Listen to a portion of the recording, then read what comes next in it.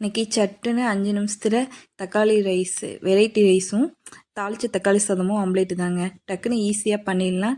நம்ம ஆஃபீஸ்க்கு வேலைக்கு வெளியில் போகிறவங்க ஈஸியாக சட்டுன்னு இந்த வேலையை முடிச்சுட்டு நம்ம கடகடன்னு காலையில் கிளம்பி போயிடலாங்க. அது டக்குன்னு வீட்டில் ஈஸியாக முடிக்கிறதுக்கு நம்ம இந்த மாதிரி பண்ணுங்கள். ஃபஸ்ட்டு நம்ம ஒரு கடாயில் கடுகு, உளுந்தம்பருப்பு, அடுத்து வந்து வரமிளகா, கருவேப்பிலை, அடுத்து வந்து வெங்காயம் இதெல்லாம் போட்டு தாளிச்சுக்கோங்க. இது கூட கல்லுப்பு போட்டுக்கோங்க தேவையான அளவு. வெங்காயம் வந்து ஈஸியாக வணங்கிடும், அதுக்காக தான் முதல்ல போட்டுரும். அது கூட வந்து நம்ம தக்காளி நல்லா வதக்கி விட்ருங்க.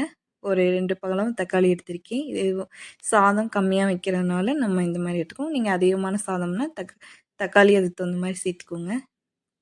கொஞ்சம் பெருங்காயத்தூள், இது மஞ்சத்தூளும் போட்டு இந்த மாதிரி கிளறிக்கலாங்க.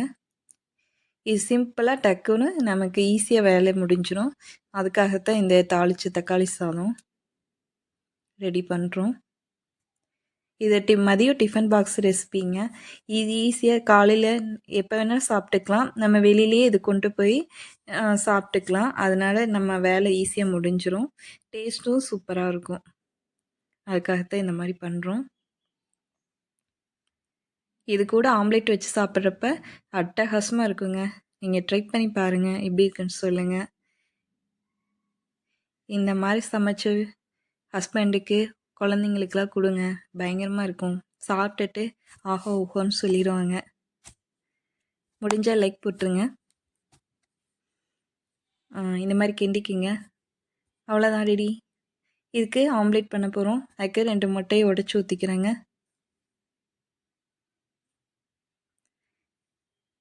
உடச்சி ஊற்றிட்டோமா? இது கூட நம்ம ஆனியன் போட்டுக்கலாம். பொடி பொடியாக நறுக்கி வச்ச பெரிய வெங்காயத்தை போட்டுக்கோங்க. இதை நம்ம போட்டுட்டு நல்லா கொஞ்சம் உப்பு போட்டுக்கோங்க. இதை நல்லா மிக்ஸ் பண்ணி விட்டுக்கோங்க. கரண்டியில் நல்லா அடித்து பீட் பண்ணி எடுத்துக்கோங்க.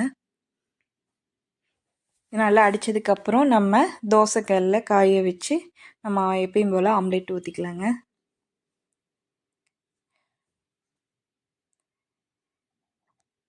நம்ம எப்பயுமே இந்த மாதிரி தொட்டுக்கிறதுக்கு வெரைட்டி ரைஸ்க்கு எது இந்த மாதிரி ஆம்லேட்டு, உருளைக்கிழங்கு எது வேணாலும் நம்ம பண்ணிக்கலாம்.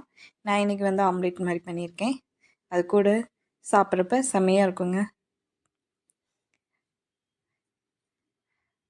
இதுக்கு மேலால் கருவேப்பிலை தூவிட்டுக்கும் இது கூட நம்ம வந்து ஸ்ப்ரெட் பண்ணதுக்கப்புறம் நம்ம மிளகு பெப்பர் தூளை வந்து நம்ம இது கூட போட்டுக்கலாம். இது நம்ம மீடியம் ஃப்ளேம்லேயே வச்சு பண்ணிக்கோங்க. மேக்ஸிமம் ஆம்லேட் எல்லாருக்கும் போட தெரியும். இருந்தாலும் நான் இந்த மாதிரி பண்ணியிருக்கேன். நீங்களும் ட்ரை பண்ணி பாருங்கள். அவ்வளோதான், திருப்பி போட்டுருவோம். ரெடி ஆயிடுச்சு ஆம்லேட். சாதத்தை நம்ம தட்டுக்கு மாற்றிக்கலாங்க, பிளேட்டுக்கு.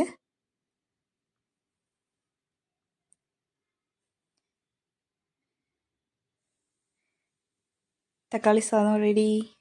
சிம்பிளாக தாங்க.